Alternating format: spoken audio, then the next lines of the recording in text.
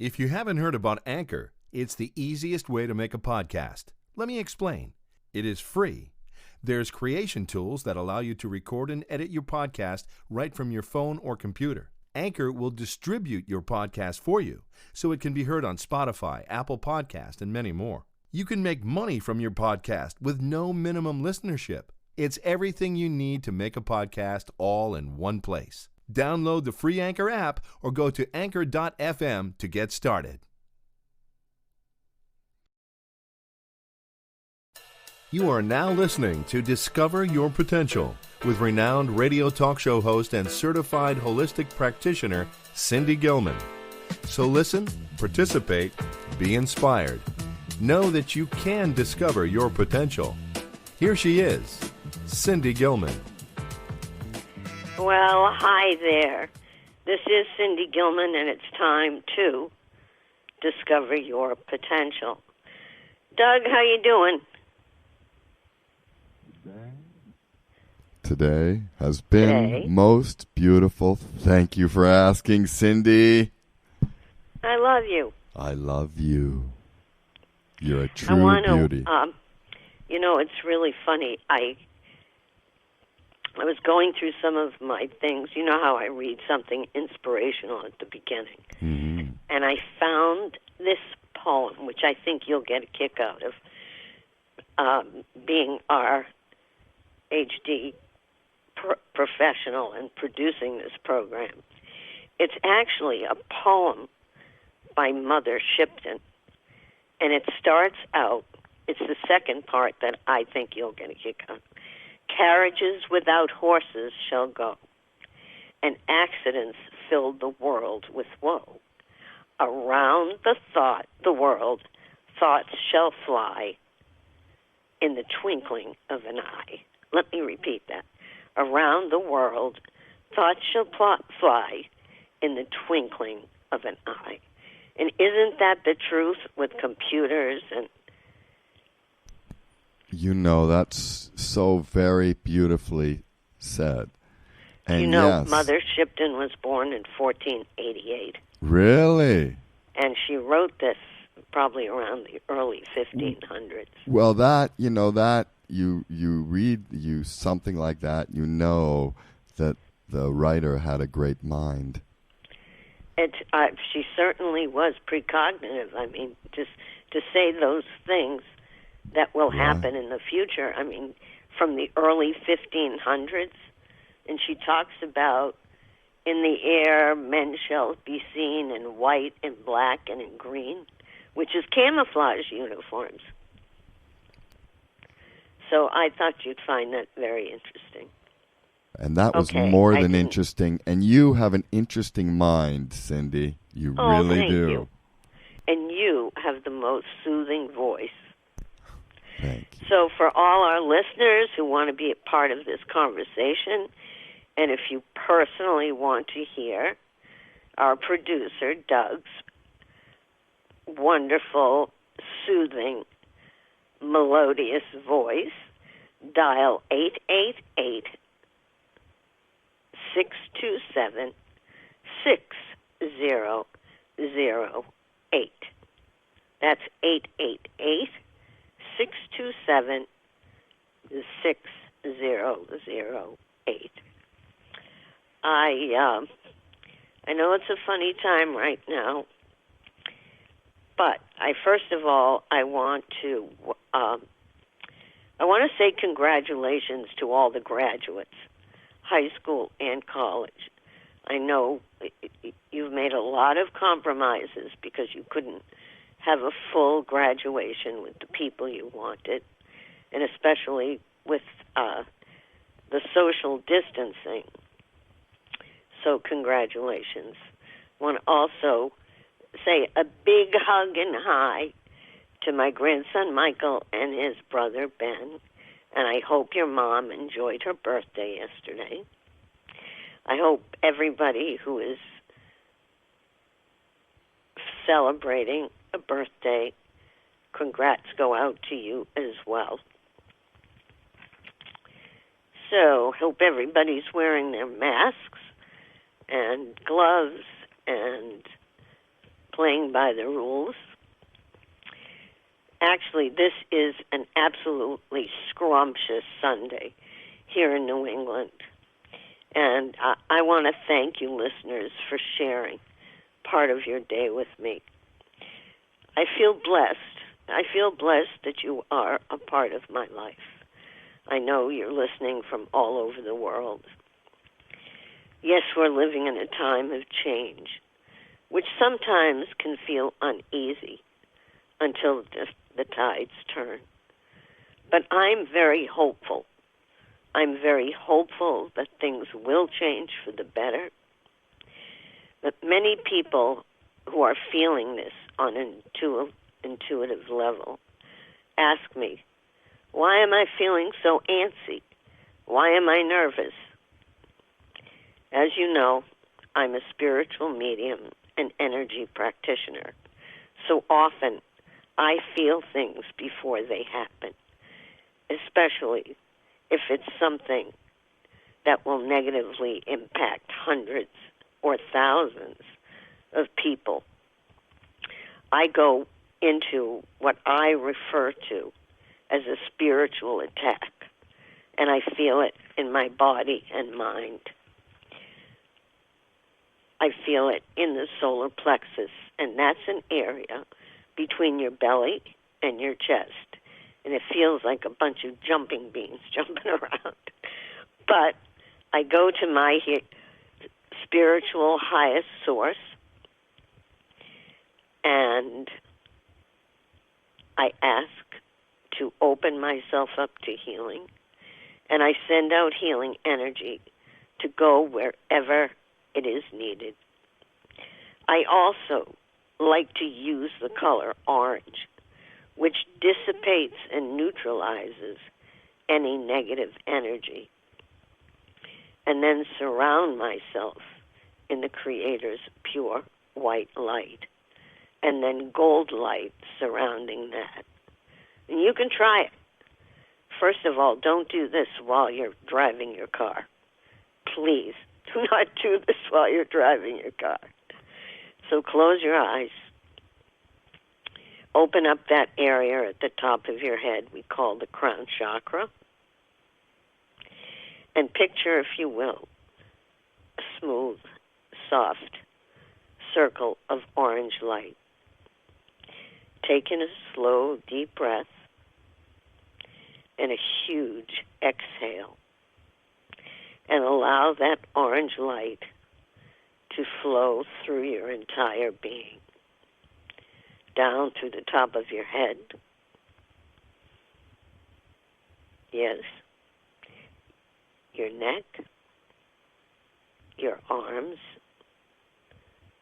your chest, the trunk of your body, your midsection, down to your legs, and allow whatever negative energy you have felt to go right through the soles of your feet into the earth. I also want to remind you, for those of you who are clients or even potential clients, that from now on, all of my private sessions will be done by phone for your safety and mine. You can go to cindygilman.com for instructions to book an appointment. I want to remind you that if you go to WD, as in discover, Y, your, potential, P, so it's to WDYP, talkradio.com.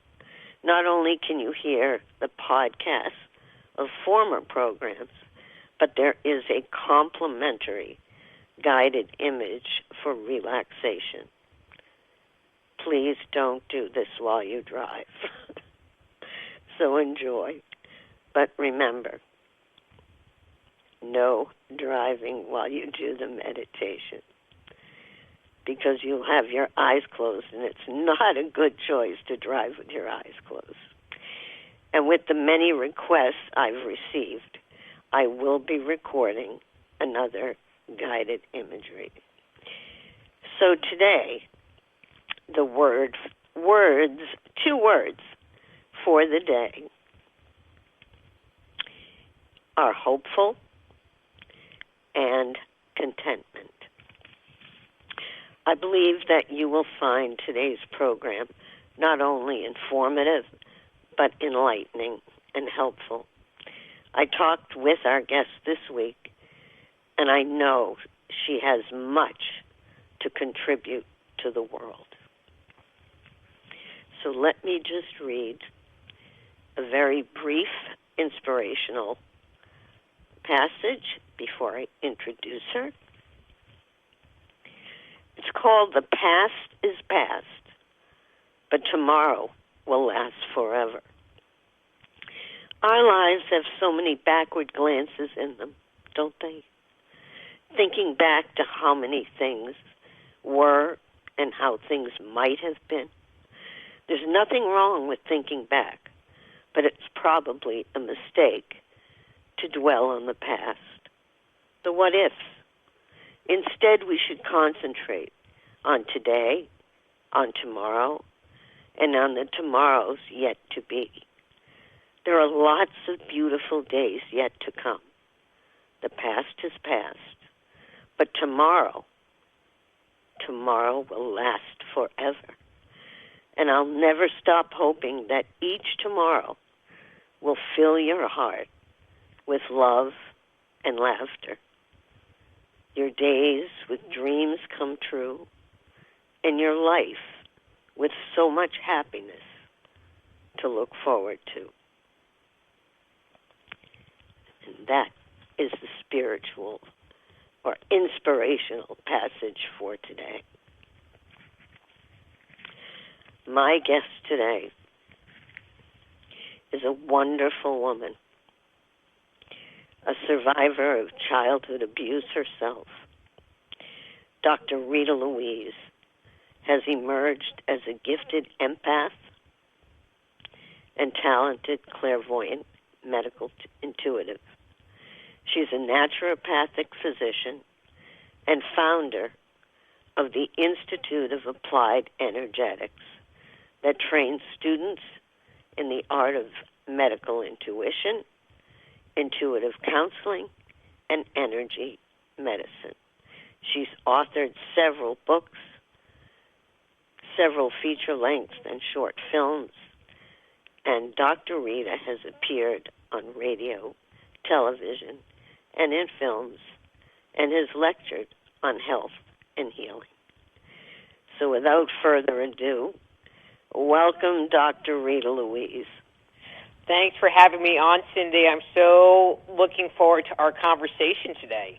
Me too. And I won't call you ma'am or anything.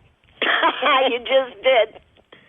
No, I didn't call you. We had a little running joke because Rita is from down south, and she's gotten used to calling women ma'am, and I said, "You've ma'amed me." You have, first of all, I'm saddened by the fact that you went through so much abuse, but I'm thrilled to call yourself a survivor, and what you have done since then is just miraculous. It's amazing. So, thank you. You know, sometimes when people go through abuse, they don't share it with the world. It's embarrassing. One of the most difficult parts of going any type of abuse, physical abuse, mental abuse, sexual abuse, and the biggest emotion that they deal with is shame. And you have survived this and gone on to write a new book, which we will talk about. But are you comfortable discussing the early part of your life? I don't have a problem. One of the things that I found interesting in my journey to healing was once you addressed what happened and said, well, what I'm feeling, that embarrassment, I don't really want to talk about it, and recognize it, that's shame, it was freeing. Being able to say, well, this is what happened to me, because people that are survivors of abuse or trauma, they tend to take that information because it's a secret, and they don't want to tell anyone, and they shove it somewhere in their psyche, never to see the light of day, and it takes a lot of energy to hold on to it, and it never can heal because it's locked away in a closet. I'm sorry? I said because it's locked away in a closet.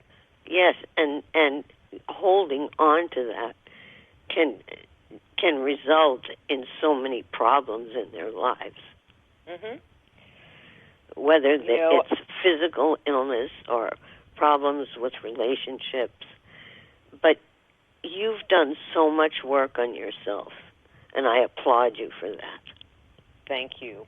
I think people that grow up with trauma in their lives, emerge from it one or two ways. They emerge as the consummate victim, and might suffer from depression or just kind of can't get out of their own way, or they look to move past it, and, your poem, about not dwelling on the past, the other group, it's like, okay, that's what happened to me, I'm moving on, and I am going to overcome. Do you want to get into what did happen to you? I mean, I will touch on it briefly. You just ask, and I'll just share what I feel comfortable with. How's that? I think many people who are listening may have also experienced this, and if you are specific about what happened to you, it may be helpful to others. Okay. So, how many hours do we have? No. So, I come from a very large family. I was the third child in the family, and as my mother would say to me repeatedly, I was the thorn in her side. I guess I was a little rebel even as a child. And, my earliest memories of her was her beating me. And being very mean and being very cruel, not really taking care of us. I mean, we had clothes. We were always clean. Our hair was always done, But as an example, we always had, I'm half Puerto Rican and half Jewish, so our family has, thick, wavy hair. And she would comb or brush our hair and then comb it with a rat tail comb, which have very tight little teeth on it. Right. And, if you have thick, wavy hair, a rat tail comb is just not very fun to try to get through your hair. And so it was like every day she would torture you with combing your hair. And finally, when I was in first grade, they cut my hair short, and it was like, yay! And I love the fact that your sister, because you comment on this at the beginning of your book, your sister jokes about it, saying that your family put the fun, F-U-N, in dysfunctional. Dysfunctional. She does Do want you credit remember for how that. old you were when she started beating you? Maybe 2 or 3. Oh. Very, very little. Very little. And so that went on until I was about 10. We lived in New York City. Our family moved upstate. And that part, the physical part, stopped. And so I thought, okay, well, this is better. But the verbal abuse, the emotional abuse really never ended. And, living in the house was just like being in a powder keg.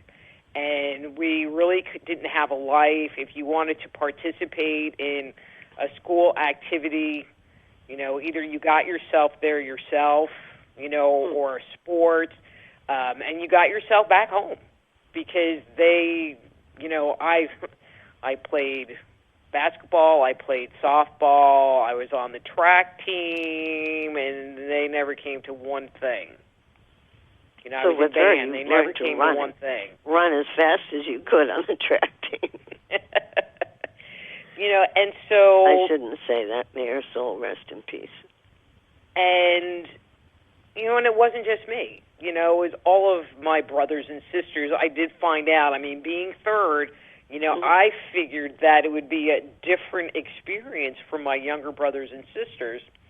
And so even though they didn't experience the physical abuse, they definitely were affected by the mental abuse, the emotional abuse, and the neglect, the emotional neglect. Right. The emotional neglect. So, did your siblings kind of protect each other?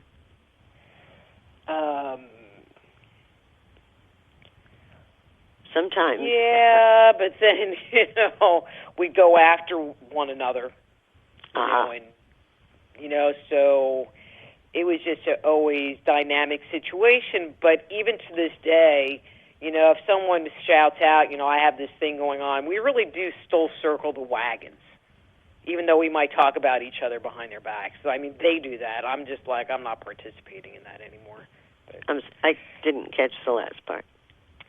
I said, the family will circle the wagons. Right. But, but then in the same breath, they'll talk about each other behind their backs. And it's just like, okay, I'm not participating in that anymore. Right. I'm out. I'm not playing. I'm not playing this game. No.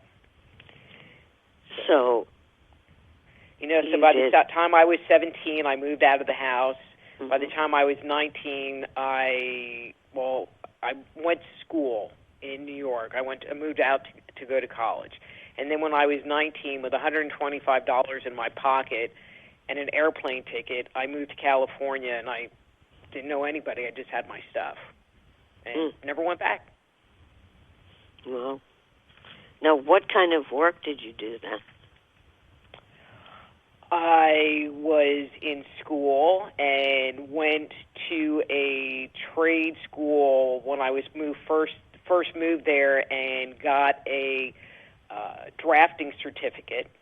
And then the remaining years in school, I would work 30 hours a week and go to school full time till I graduated. And then I worked in engineering services, doing drafting, configuration management, writing documents, procedural documents, stuff like that. Stuff like that. So, doesn't everybody?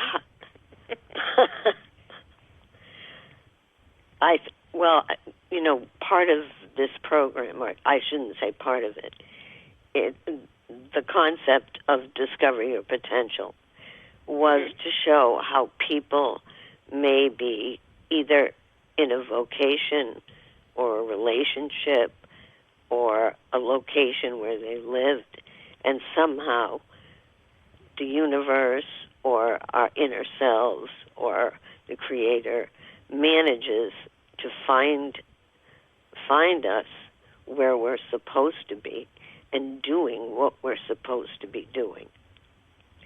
I mean, I think I have lived my whole life listening to Spirit, as far as this is the next step you need to take. And, you need to stay in school, you have to get the degree, you need to do this, you need to do that.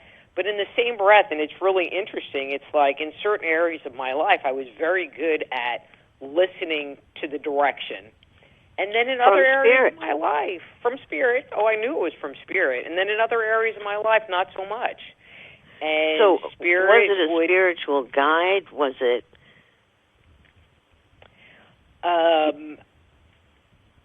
At this point in time, that's what I would say. Or, it would just come into me, kind of channeled. I don't really consider myself a channel, but, I can recognize if it's a guide talking to me versus I'm receiving it via my seventh chakra, which I consider kind of channeled.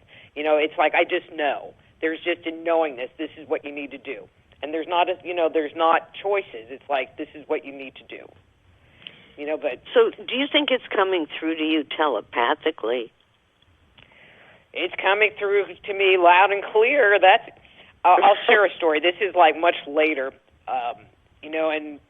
part of my journey, and people look at me like, right. I used to be really shy, and I wouldn't talk, and I would just kind of hang out. And once I got to know someone real well, I would open up and communicate. Not now. Now you kind of can't shut me up. And, and I had already written a couple of books and was starting to do interviews. And a friend of mine was bugging me to do a radio show. And, well, you have a great voice. And I'm like, that's not happening. And then one day, and I swear to God, Cindy, this was in October, I got this message that said, it's time. And I was like, okay, time for what? And it said, time to do a radio show. And I was like, okay. And then I got this download about what the show was supposed to be about, and you need to have, like, a web page up by this date. I mean, they can be very specific with me with very fast timetables. And it was just like... So they gave you homework. They always give me homework. Do you ever get messages that you have to deliver to people that are either uncomfortable for you to deliver or are embarrassing? So I mean, obviously, with the work that I do, I have a lot of spiritual, psychic friends, and I've had several friends that they would be in a restaurant and be like, I have a message for you. I don't do that. And I don't really get those kind of messages, but when I work with clients, I obviously get those kind of messages all the time, and,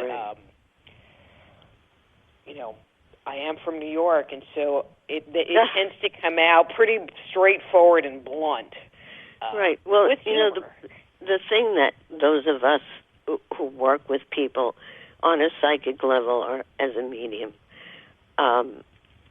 it's not up to us to try to interpret it. Just pass on the message. Mm-hmm. And sometimes we have to do it in a tactful way. I try. Here comes the New York. Well, I've learned, sometimes they say, I'm getting messages that could be interpreted as being a bit cruel because they are just straightforward. Just, here, let's just take the candy coating off, and this is the message. And I just prepare my clients. It's like, all right, I'm going to say something that's really blunt, but this is the message, and I'm just going to communicate it. And what I find is interesting is that most of the people that I work with, and this is even new clients, they're like, no, I'd rather you be straightforward than, just kind of beat around the bush so you don't hurt my feelings. Yeah, for a long time. They always hear it. For a long time, I would say to a client, don't blame me, I'm the messenger.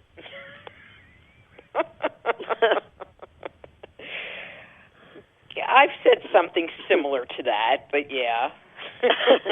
But nothing we can talk about on the air. And it's just a very interesting, experience being that person or, that's delivering that message. Right.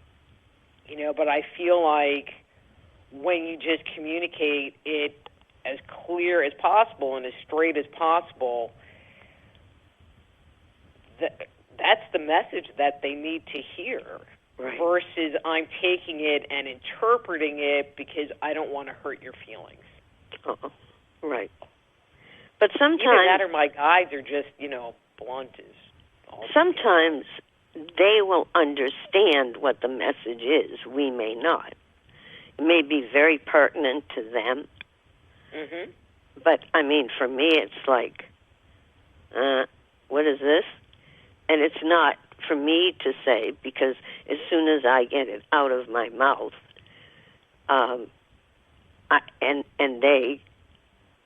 they know exactly what I'm talking about.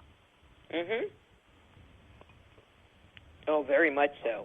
I mean, I don't work with dead people, so I definitely am not a medium. I don't call them dead people. Well, I call them dead people in a very loving and joking way. Because the soul is eternal, and I refer to people who have passed on or, transitioned or passed. Mhm. It just, the soul is eternal. The soul is eternal. And as Deepak Chopra says, we are spiritual beings living in a physical world. Mhm. And we Exactly. wear this suit, this body, while we're in the physical world. So, everybody, I guess, is comfortable with whichever term.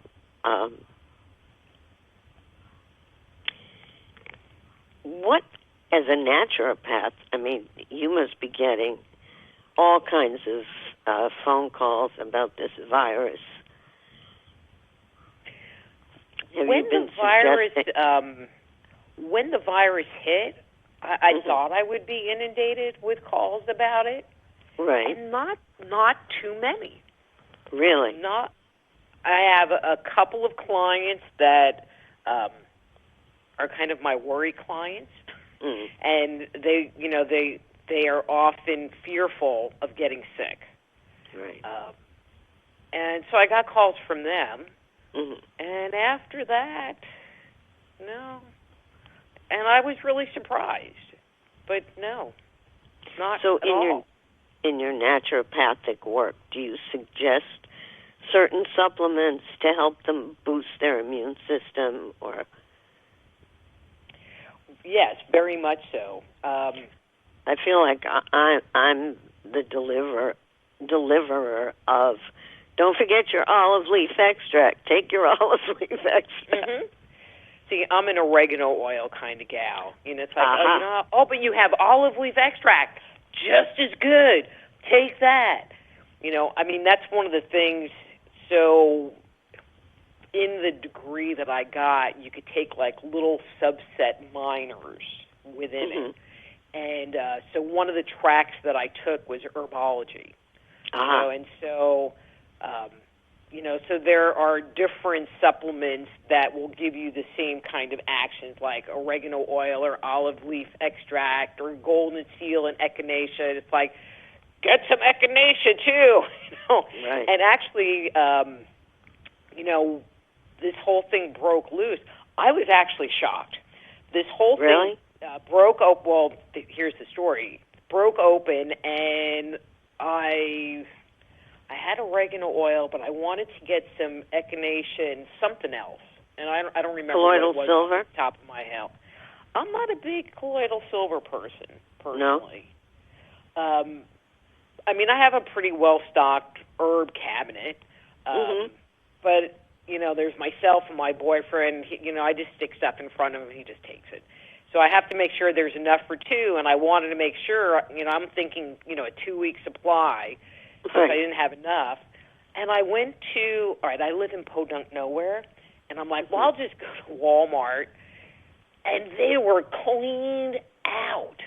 Yep. Cleaned out. And so fortunately, because of my background, there was this, immune defense combination thing. Oh, what's that? Actually, I'm near the bottle, so I'm going to travel. We're going to travel because, I could tell you exactly what the bottle looked like, but I could never tell you what the name of it was. It was called Wellness Formula, and it was an immune support. It's called Wellness Formula. Okay. And so, I was looking at the bottle, and it was actually, and they have this at Walmart, just FYI, but it had like vitamin A, vitamin C, vitamin D, zinc, selenium, copper. But then it also had echinacea, immune strength, elderberry, immune. What else was in here? Olive leaf extract. Yeah. And, and so I was looking at it, I'm like, well, I don't have to get all these other little things I was going to get. I'll just get a couple of bottles of this. And right, it's all wrapped up in one. But there was a ton of these, but I think people didn't really know, they know they're one thing. Like, I'm going to get echinacea. I'm like, hey, this is good. I'll get this. Well, let's repeat it for everybody, so people who are listening. It's called... All right, hang on. I got to put my glasses back on.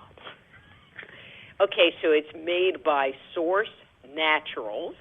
Source Natural, that's SOURCE. And the thing is called Wellness Formula. Wellness Formula. So can they get that at a natural food store or Whole Foods or... It gets kind of challenging because different stores stock different product lines, different brands. Right. I would assume they could get it on Amazon. I found this at Walmart.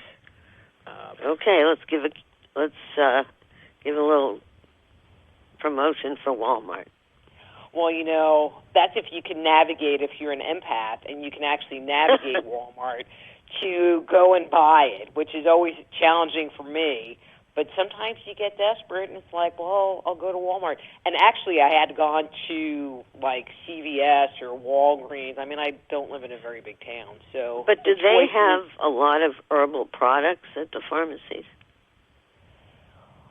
Not too many, but it meant I didn't have to go to Walmart. And where and I literally really was looking to get some echinacea, which I know that they carry because it's pretty basic. And I was just looking for some very basic things, but they were all clean. Everybody was cleaned out. I'm like, wow. So when you travel, you have a just-in-case case? I was impressed because the nearest health food store is 25 miles away. Whoa. So it's like, wow. It's a day trip. Yeah, pretty much. So when you travel, do you have a just-in-case case where you pack your herbs? I usually take, certain things with me as just in case, yes. I mean, there's the stuff I take every day, and I always take some kind of an immune booster every day anyway, just because I can. So let me shift a bit. When did you make the transition from doing the technical work that you were doing to immersing yourself into spiritual work, naturopathic work?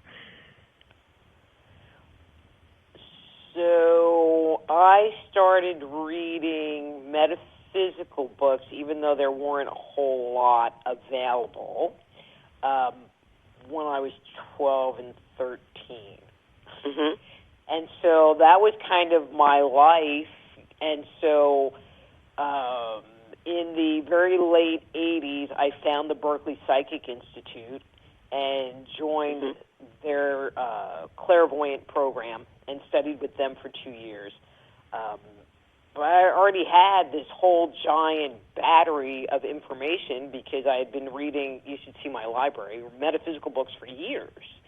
Self-growth. Who is one of your favorite writers? Because I know there are several books about Edgar Cayce and the work that he did, but he never wrote a book. These are all books written about him. One of my favorite books that I recommend to a lot of people is called Living with Joy, and it's Sonia Roman. Yeah. And it actually is a channeled book, and it helps to open the heart. and it's just these little paragraphs, like there's a heading and then a little reading that goes with it, so you can read the book straightforward, just cover to cover, and get a lot of benefit. But it's also one of those kind of books that you can just pick up and open it up to a page, and it has your message in it. That's one of the things I love about that. Oh, I book. love doing that. And it's just a very healing energy and a very grounded energy. And you always close the book feeling better, feeling in a higher vibration, feeling more grounded, feeling more loved. Right. And that's something, feeling more grounded, feeling more love, feeling hope. This is something right now that I think everybody needs. Being grounded right now is really challenging. So if I say chakras, or your listeners understand that term? Well, for those who don't, you can define it. Okay. So chakras are the energy centers in the body, and there are 7 that run up and down your spine. And earlier you were talking about the solar plexus chakra, the 3rd chakra. And I'm going to talk a little bit about the 1st chakra, which is at the base of the spine. So the 1st chakra, the root chakra, is where we ground into the earth. And when we're grounded, we feel comfortable and we feel relaxed and we don't have a lot of anxiety. But the 1st chakra also houses the emotion of fear. And so when we're scared, like, oh, my God, I might get the coronavirus, then it's kind of like a turtle. We pull our grounding cord in and we brace for impact. But what that does is it just leaves this fear floating around inside of us because it doesn't have anywhere to go. And so when there's a lot of stuff going on the planet, it's just really helpful to just, even 5 minutes a day or 2 minutes a day to just close your eyes and just breathe. And allow your body to just let go. Now, you, of course, feel, as I do, that there are certain colors that vibrate to certain chakras. And the root chakra, I connect with the color red. I do too. One of the things that I like to have some of my clients work with, if they really are having grounding issues, is to perhaps work with a crystal as well. Okay, and what do you have them do with the crystal? Put it in their pocket. I like fidget stones, so if they're feeling anxious, and they're kind of fidgeting around, take the rock out of your stone, or take the stone out of your pocket and fidget it, because it will just help the body ground. Right. And so in that light, red stones are associated with the 1st chakra, so like ruby or jasper, but also black stones like obsidian or hematite, which is kind of silvery. My personal favorite is a stone called jet, J-E-T, and it is petrified coal.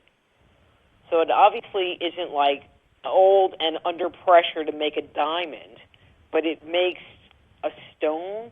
I don't really know how they get jet. But anyway, but one of the things that I like about it is that it kind of has the energy of like activated charcoal that it absorbs. So it doesn't pull energy from you. It kind of gives you more.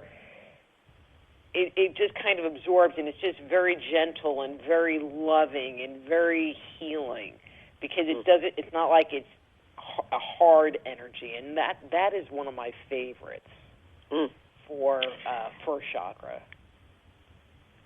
Rita, yes, ma'am.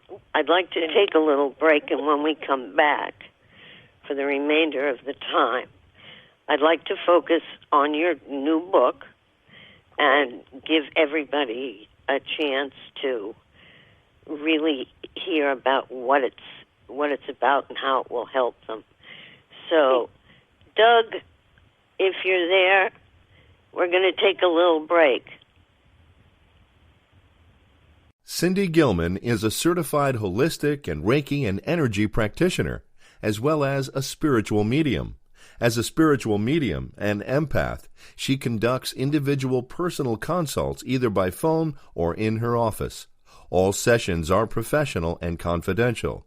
For a phone consultation or in-office appointment, go to www.cindygilman.com or call 401-885-4115. And as I mentioned at the beginning of the program, we will not be doing sessions in the office for your safety and mine. We will be doing all the sessions by phone.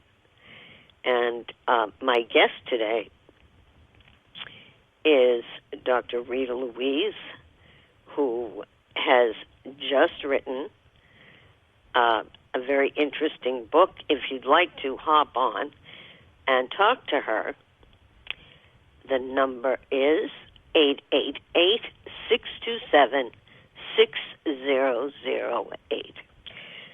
So, Rita, this new book is called The Dysfunctional Dance of the Empath and Narcissist. Yes, ma'am. Cindy. Oh, you ma'amed me. I did.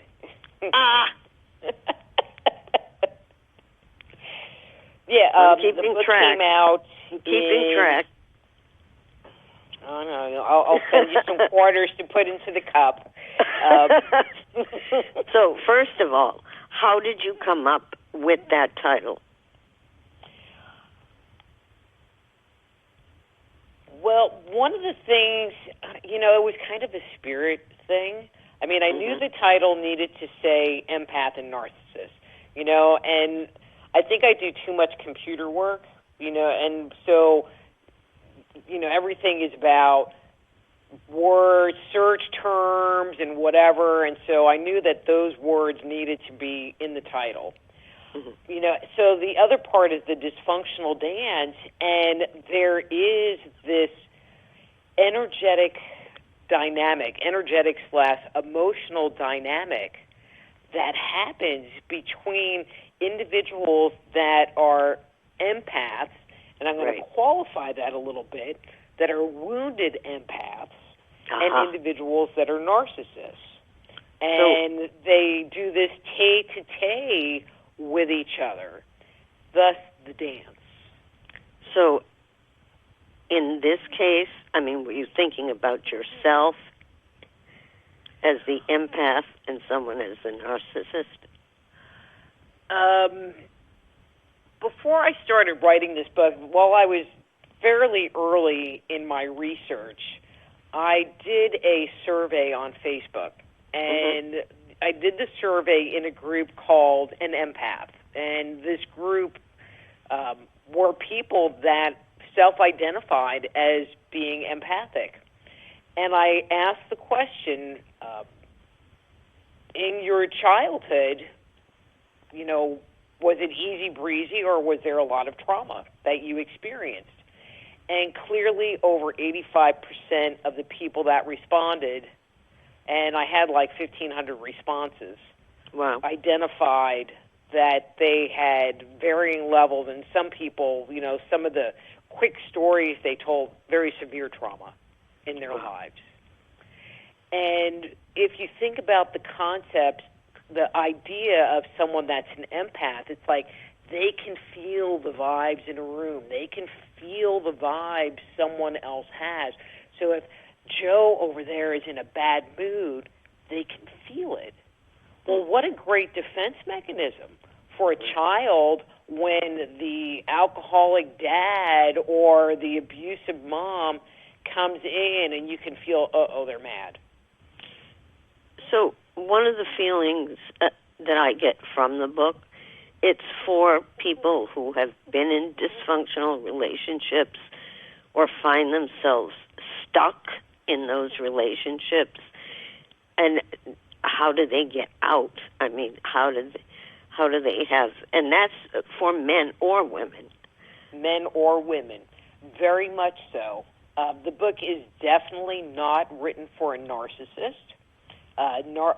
Someone who is a clear-cut narcissist would probably never pick it up anyway, because there's not anything wrong with them, because it's always the other person who's at fault. And they're usually not interested in fixing themselves, because then they'd have to look at their own pain. Exactly. And so it is written. One of the things that I have also found, well, there's two different categories. Either the person has gone through multiple relationships, multiple failed relationships, and they don't understand why. So it becomes a pattern. It becomes a pattern. And so that's one of the big patterns, is that, I've been in multiple relationships, and the person that I was in the relationship with was mean, and that was why I left. Or, there was some not happy ever after issues going on. And then there are also people that get into relationships and their partner, male or female, is a narcissist, and they choose to stay. And so, now, why do you think they stay in an unhealthy relationship? They have children, and they don't want to break up the family. Right. One of the things that happens, this has never been my life experience, because I've always been very financially self-independent. But many times the person will manipulate the family environment so that you're a stay-at-home mom and you have no money, which means you have no power, and so you can't escape. So sometimes there's the feeling of, well, we're supposed to, honor each other, and this is till death do us part. Sometimes there's philosophical reasons where, well, I'm supposed to try to make this work out, and if it doesn't work out, I'm a failure. But how do you work it out with a narcissist? You don't work it out with a narcissist. That's like a losing battle. You just take the pain. You just accept the hurt over and over and over again. That's one of the things that I state in the book. It's like, if this is the situation you're in, you can make the choice. You can stay in the relationship, but you have to take on the understanding that this is what it's going to be, and the pain you've experienced before is the pain you're going to experience in the future. And the other choice is that you pack up your bags and leave. Now, before we run out of time, how can people get your book? So my book is available at all the different book distributors, Amazon.com, BarnesandNoble.com. It's available in paperback as well as Kindle Nook ebook format. If anyone is interested in getting an autograph copy, they can go to my website and learn more about me while they're there. Good. What is it?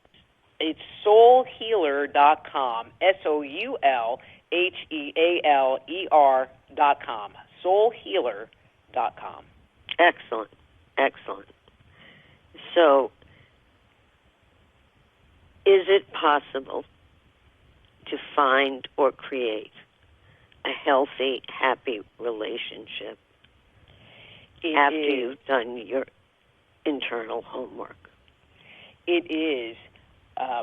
There's a woman, Lisa Romano, who talks about dysfunctional families and narcissistic relationships, and her comment was, and it's one of those ones that you never forget. And she said, it doesn't mean that you won't meet another narcissist in your life. Once you do work on yourself and work on healing yourself, the big difference is you won't let them stay. Yeah, because the red flags go up. Well, but you also have boundaries, and it's kind of like, well, you just treated me bad, so bye-bye. Yeah. But then you get the person who's with someone who, if something is repeated, like as a child or as an adult, but so many times, you start believing that you're at fault. But see, that's part of the healing. And the book isn't about fixing them. It's about going inside and saying, well, why am I choosing this? And what's going on inside of me that I keep finding myself in this situation? Right. Why am I drawing all these people to me? and then taking responsibility for your part in the relationship. 1 minute. Okay, we have 1 minute left. Okay. Is there something you'd like to relay to our audience? I think if anyone has found themselves in a series of unhappy or toxic relationships, that you can heal and you can experience happiness on the other side. And it really is about going inside of you and fixing, fixing the damage that was caused when you were so young and early on, so that you can live an authentic life from now on. Dr. Rita Louise, thank you for being a part of this program. On behalf of myself, the producer, our wonderful audience, I hope you'll come back again. We wish you good luck with your book. It's called The Dysfunctional Dance of the Empath and Narcissist. Thank you, Dr. Rita Louise. Thank you, Cindy. God bless. Have a great rest of your weekend. Okay, thank you. You too. And we'll be back next time on Discover Your Potential.